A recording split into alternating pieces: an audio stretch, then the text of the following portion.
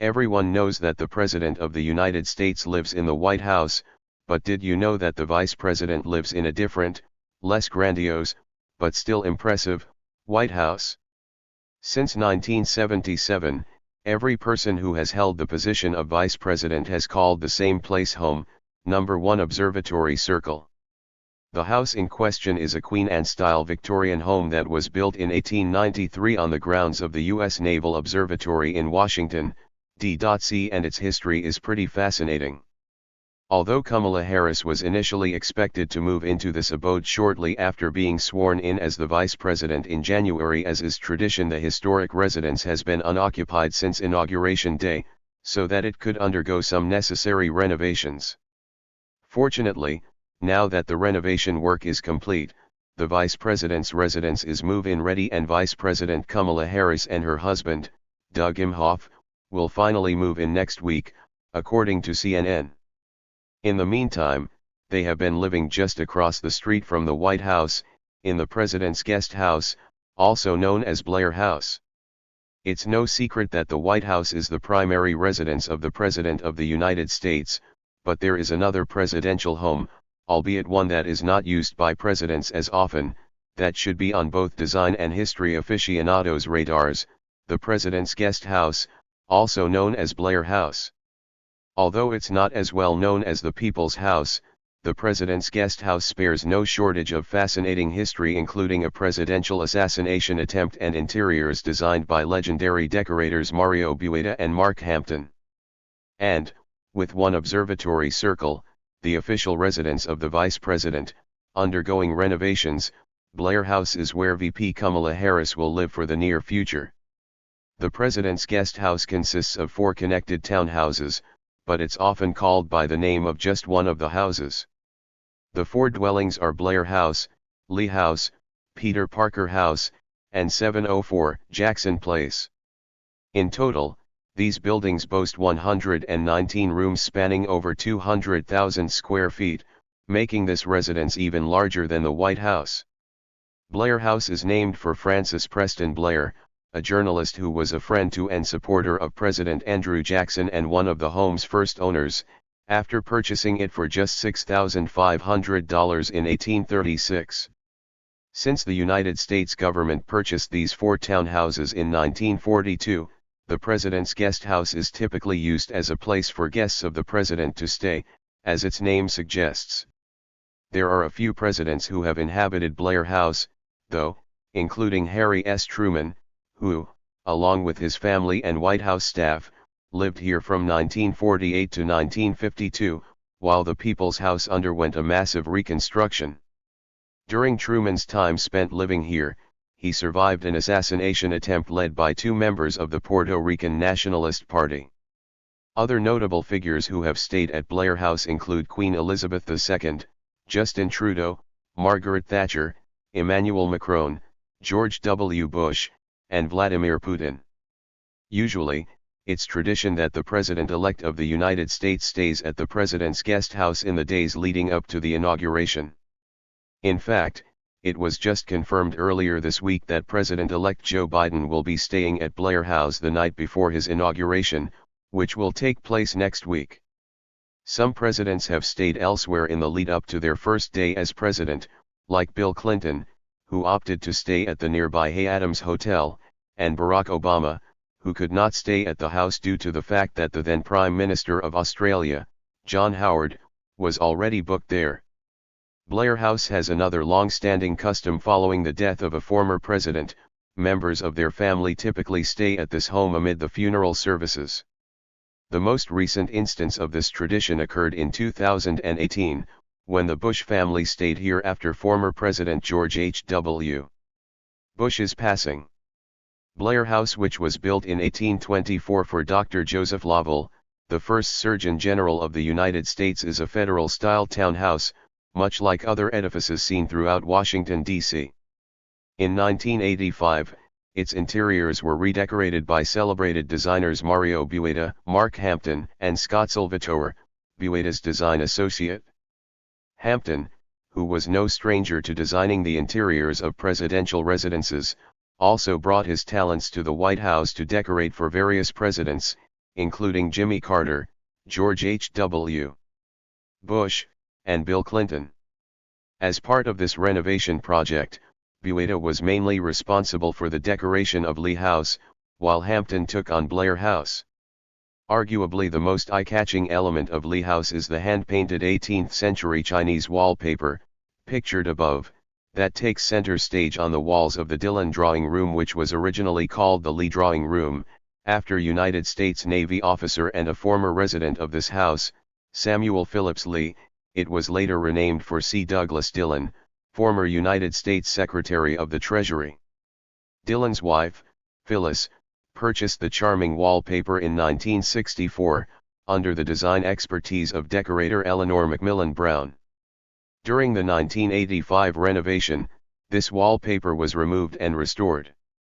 As for Blair House, we have President Harry S. Truman to thank for one of its most impressive assets, a mantel designed by renowned architect Charles McKim, of architectural firm McKim, Mead and White, which was moved, per Truman's request, to Blair House from the White House, where it was originally part of former First Lady Edith Roosevelt's bedroom. If we piqued your interest and you'd like to learn more about Blair House, it's not the easiest of tasks to score an invite to this historic house, but there are 2 books, both of which happen to have the same title, Blair House, The President's Guest House, that further explore this remarkable home, one that focuses on its history, written by historian William Seal, and another, which focuses on the home's 1985 renovation, written by the decorators responsible for the glorious redesigns, Mario Bueta and Mark Hampton. So, what renovations were made to the property in the past 2 months? According to a tweet from Simone Sanders, Vice President Harris's chief spokeswoman, the repairs included maintenance on the HVAC system, replacing the liners in the chimneys and refurbishing of some of the hardwood floors. Additionally, Sanders explained, the move was initially delayed to allow for repairs to the home that are more easily conducted with the home unoccupied. Originally, this house was the residence of the superintendent of the U.S. Naval Observatory, given that the site of the house was once the grounds of the observatory, hence the address One Observatory Circle. In 1966, following the 1963 assassination of President John F. Kennedy, Congress passed a law that established an official residence for the Vice President of the United States in the District of Columbia, likely due to safety concerns. In 1974, the home was officially authorized for its new purpose, with Congress handling the costs of its restoration and furnishing. Prior to this authorization, vice presidents would either purchase a Washington, D.C. home or stay at nearby hotels. But it wasn't until 1977 that a vice president actually moved into the house. Gerald Ford's time as vice president was cut short following then-President Richard Nixon's resignation in 1974. Under Ford, Nelson Rockefeller was appointed the next vice president, and he already had a nearby residence, but he did sometimes use the house at One Observatory Circle as an entertaining space. In total, 7 vice presidents have lived at One Observatory Circle: Walter Mondale, George H.W. Bush, Dan Quayle, Al Gore, Dick Cheney, Joe Biden, and Mike Pence. Next month, Vice President-elect Kamala Harris will soon join this list, becoming the first woman, the first black person, and the first person of Asian descent to take on this important job. Of course, no 2 vice presidents are the same, so the house interiors are redecorated accordingly every 4 or 8 years, often by interior designers, to best match the new second family's style. Although the home did not originally have a pool, former Vice President Dan Quayle had one installed in 1991, along with a hot tub and a pool house, thanks to private donations. Because of these new additions to the house, President-elect Joe Biden once said his favorite vice president was Dan Quayle. When Biden lived here, he even told then Vice President-elect Mike Pence and his wife, Karen, "You're gonna love the pool." And that they do. For the past 4 years, the Pences have hosted an annual pool party here for veterans. As for the architectural design of number 1 Observatory Circle, architect Leon Edese was the visionary behind this historic house. The home's exterior was left unpainted until 1960, when its terracotta bricks became the white color we see today. Back in 2014, we even caught a glimpse of the home's interiors thanks to HGTV.com, when they shared an inside look at how the Bidens decorated the Victorian-era home for the holiday season, complete with wreaths and garlands aplenty, inside and out. Given the more than 4 decades this house has spent as the official residence of the Vice President, it goes without saying that there are plenty of stories worth telling about the people who lived here. In the book The Haunting of the Presidents, A Paranormal History of the U.S. Presidency, it was revealed that during Vice President Mondale's time spent living at No. 1 Observatory Circle, his then teenage daughter Eleanor decided to call the Secret Service because she saw a silhouette by her window that she thought was a man. Minutes later, 2 agents busted into the room, guns drawn, Eleanor said, and warned her to never let this happen ever again. On another occasion, Vice President Cheney's granddaughter accidentally clicked a panic button while trying to flush a toilet.